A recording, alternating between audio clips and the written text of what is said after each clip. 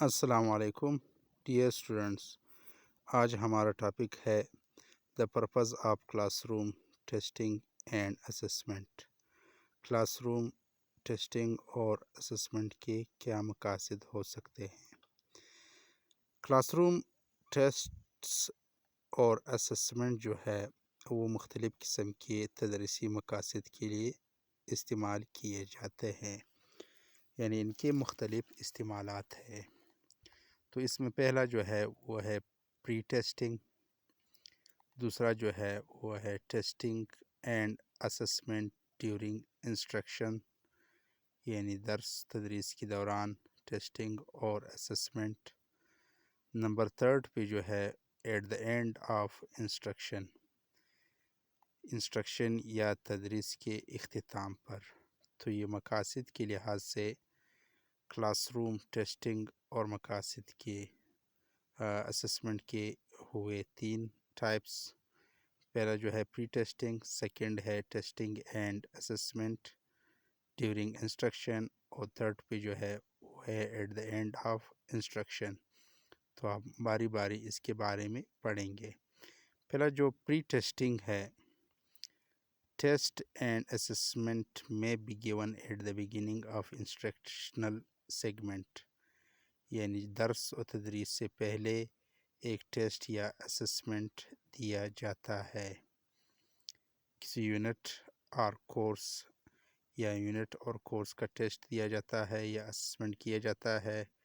اس میں ہم ڈٹرمائن کرتے ہیں دو چیزیں۔ فرسٹ پہ اے جو ہے whether student have the prerequisite skill needed for the instruction، آیا جو ہم درس یا تدریس یا جو ہم نے لیسن بنایا ہوا ہے، لیسن پلان کیا ہوا ہے، اس کے لیے جو درکار صلاحیتیں ہے یا استعداد ہے یا ایبیلیٹی ہے وہ اسٹوڈنٹ میں موجود بھی ہے کہ نہیں۔ یعنی انسٹرکشن سے پہلے ہم اسٹوڈنٹ کے ریڈینس کو ڈٹرمائن کرتے ہیں کہ وہ کس حد تک اس کے لیے ریڈی یا تیار ہے۔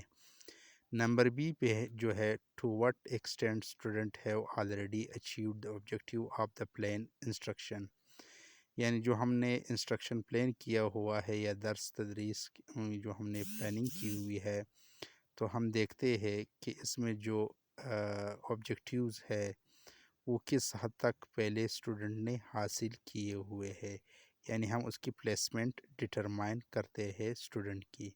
سیکنڈ پہ جو ہے testing and assessment during instruction, testing اور اسسمنٹ جو انسٹرکشن کے دوران، یہ جو اسسمنٹ کے دوران یا دوران تدریس جو اسسمنٹ ہے یہ ہمیں فارمیٹیو اسسمنٹ کے لیے ایک بیس، ایک بنیاد فراہم کرتا ہے۔ یہ استعمال ہوتا ہے مانیٹر کرنے کے لیے جو لرننگ پروگریس ہے کہ اسٹوڈنٹ کہاں تک سمجھ رہے ہیں، اور اس طرح جو مس کنسپشن ہے اس کی نشاندہی یا شناخت کے لیے بھی جو ہے یہ استعمال کیا جاتا ہے۔